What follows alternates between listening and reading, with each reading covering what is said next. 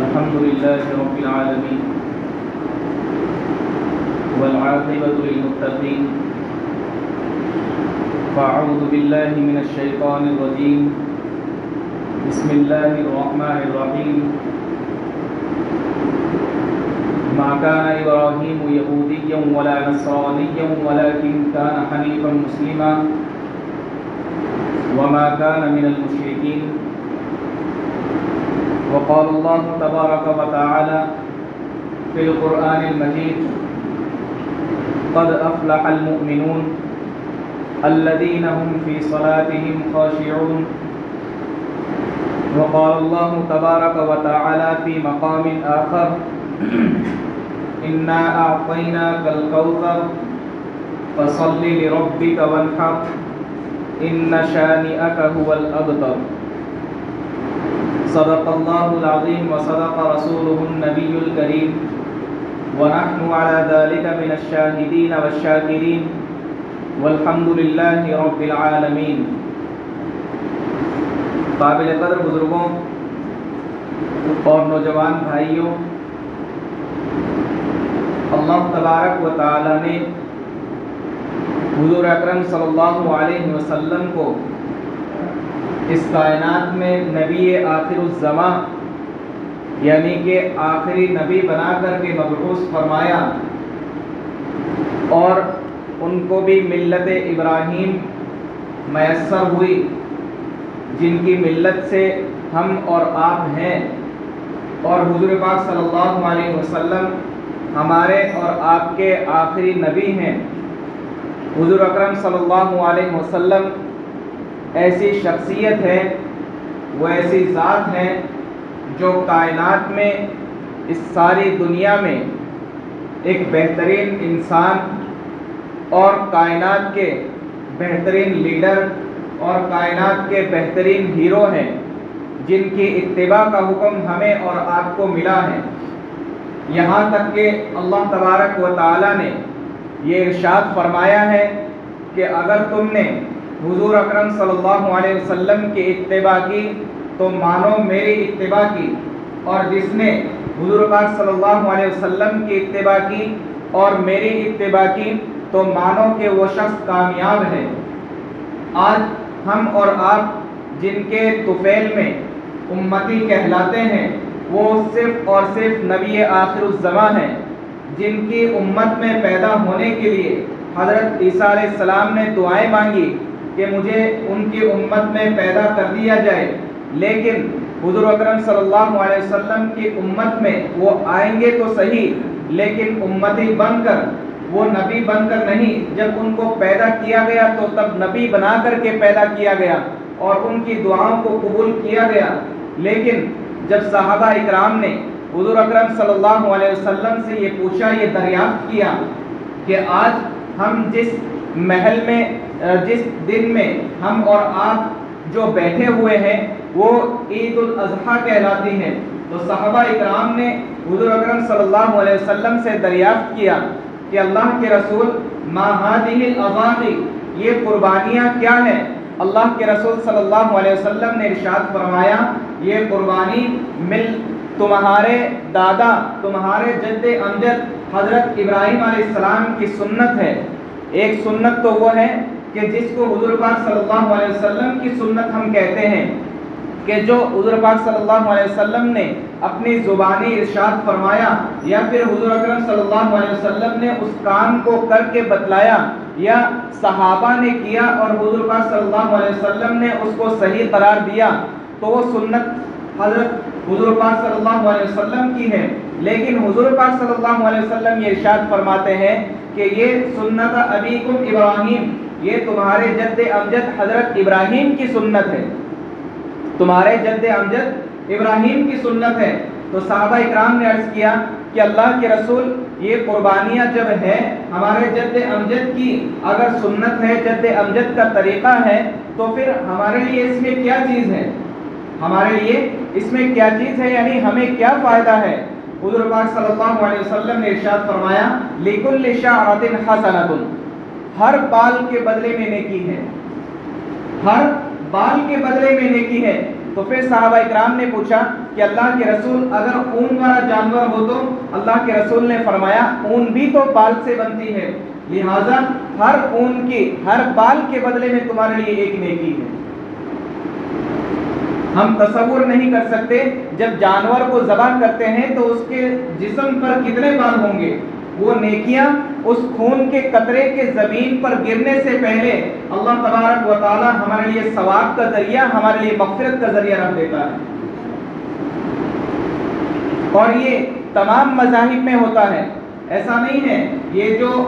قربانی ہم کرتے ہیں، جس طریقے سے غیر مسلم یہ کہتے ہیں کہ قربانی نہیں کرنی چاہیے یا قربانی سے انہیں گھن آتی ہے، تو ایسا نہیں ہے۔ تمام مذاہب والے، تمام مذاہب میں یہ چیز ہوتی ہے، وہ اپنے اعتبار سے کرتے ہیں اور ہم اپنے اعتبار سے،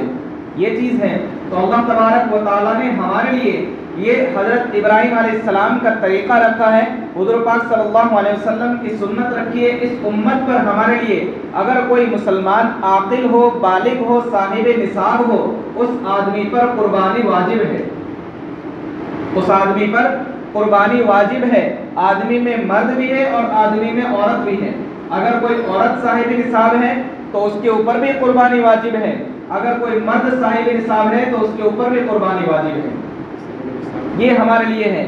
اگر کوئی شخص جس کے پاس 52.5 تولہ چاندی ہو یا 7.5 تولہ سونا ہو یا پھر اتنا مال تجارت ہو یا پھر ان میں سے کسی کے باقدر اتنی رقم موجود ہو تو وہ آدمی صاحب نصاب ہے، اس آدمی پر قربانی واجب ہے، چاہے وہ مرد ہو چاہے وہ عورت ہو۔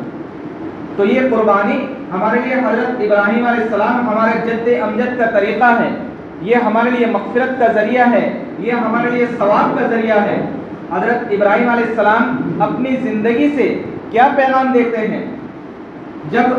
حضرت ابراہیم علیہ السلام کو وادی غیر ذی زرع میں، جہاں نہ کوئی پانی کا بندوبست، جہاں نہ کوئی کسی انسان کا بندوبست، نہ ان کے کھانے پینے کا بندوبست، وہاں پہ وادی غیر ذی زرع میں حضرت ابراہیم علیہ السلام کو حکم ہوا کہ اپنے بال بچوں کو وہاں چھوڑ کے آؤ،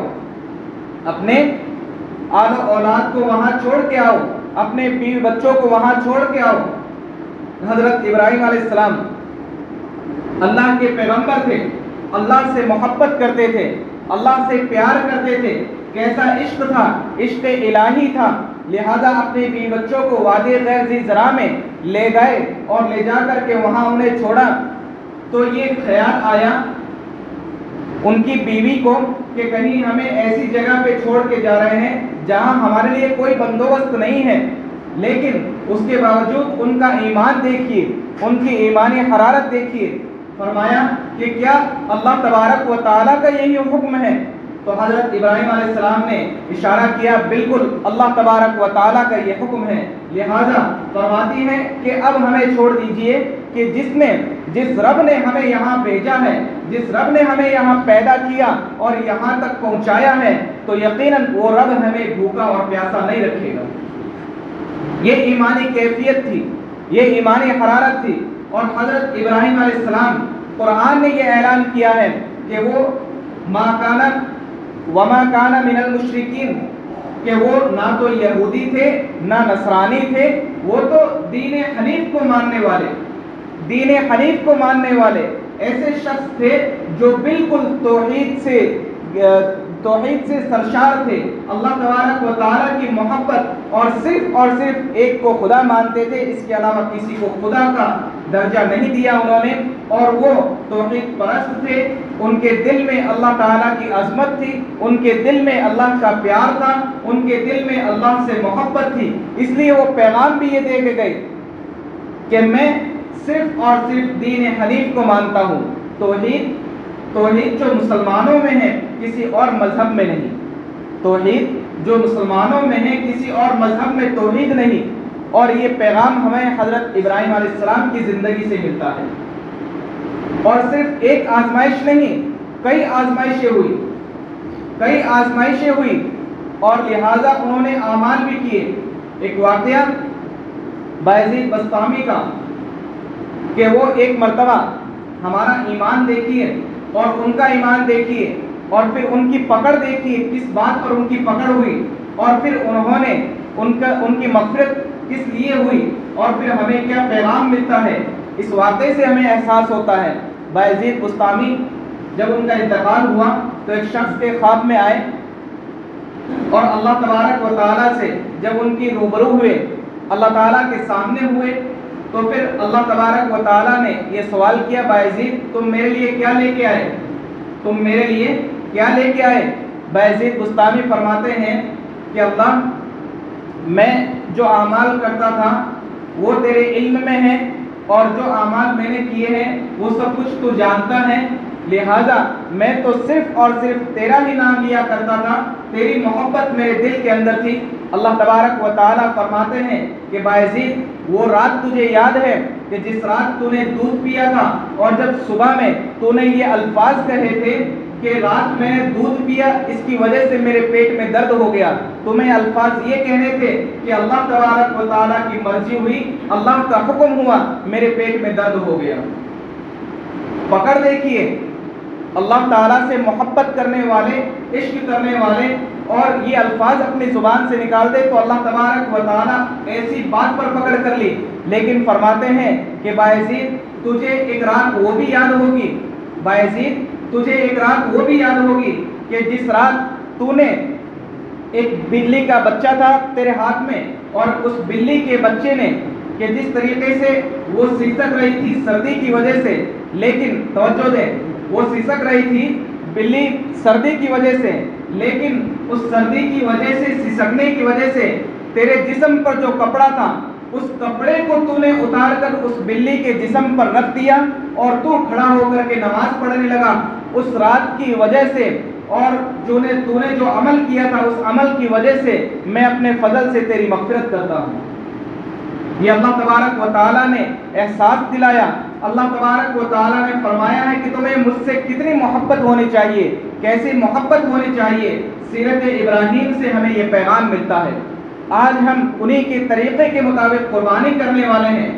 اور نبی کریم صلی اللہ علیہ وسلم کی سنت کو زندہ کرنے والے، ہم اپنے واجب کو ادا کرنے والے ہیں۔ ہمیں کیا پیغام ملتا ہے سیرت ابراہیم سے؟ یہ ہمیں پیغام ملتا ہے کہ ہم اللہ کی محبت کو اپنے دل کے اندر بٹھا لیں، اللہ کی وحدانیت کو اور توحید کو اپنے سینے سے بسا لیں، اپنے سینے کے اندر پیوست کر لیں، اس کو جما لیں۔ اور ایک واقعہ نہیں آزمائش کا، حضرت ابراہیم کے ساتھ کئی آزمائشیں ہوئی۔ حضرت ابراہیم علیہ السلام، نمرود نے مہینوں تک آگ جلائی اور اس کے اندر ڈال دیا۔ حضرت ابراہیم علیہ السلام اللہ کا نام لے کر اس کے اندر گئے، اللہ نے اسے گل و گلزار کر دیا۔ محبت تھی، پیار تھا، اللہ کا عشق تھا، اس لیے اللہ تبارک و تعالیٰ اپنے بندوں کو، اپنے نام لینے والوں کو، جس کے دلوں میں محبت ہوتی ہے، اللہ تبارک و تعالیٰ انہیں ضائع نہیں کرتا، انہیں برباد نہیں کرتا۔ بس شرط یہ ہے کہ ہم اللہ کی محبت کو، اللہ کے پیار کو، اللہ کی وحدانیت کو ہم اپنے سینوں کے اندر بٹھا کے رکھیں۔ کوئی کچھ بھی کہے، کوئی کچھ بھی کہے، لیکن ہمیں نبی کریم صلی اللہ علیہ وسلم کے سنت طریقوں کو زندہ کرنا ہے۔ حضرت ابراہیم علیہ السلام کی جو پیغام ہے، جو سیرت ہے، اس سیرت کے مطابق ہمیں زندگی گزارنی چاہیے۔ اللہ تبارک و تعالی ہم تمام کو ان باتوں پر عمل کرنے کی توفیق نصیب فرمائے۔